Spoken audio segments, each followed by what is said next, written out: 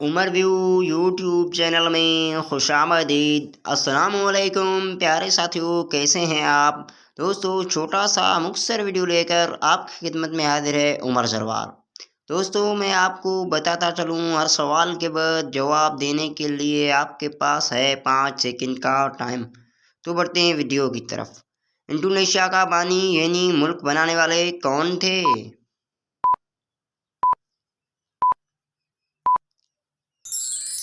जवाब सुइकार्नो। कौन से मशहूर शायर थे जो अपनी जिंदगी में ही अपने नाम के साथ मरहूम लिखते थे?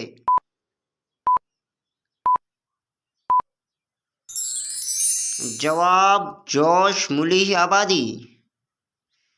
क्रिकेट की तारीख में कितने टेस्ट मैच टाई हुए हैं?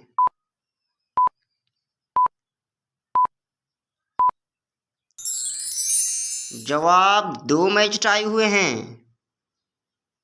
दुनिया के किस मुल्क में चिंगम पे पाबंदी है?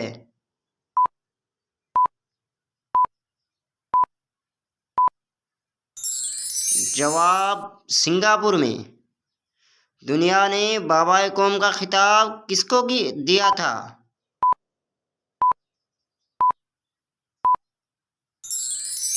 जवाब है मौलवी अब्दुल हक को। दोस्तों, वीडियो देखने के लिए शुक्रिया। आपको हमारा वीडियो कैसा लगा अपनी राय से आगाज़ ज़रूर कीजिएगा। अगर आप हमारे चैनल पर नए हैं तो सब्सक्राइब करना ना भूलिएगा।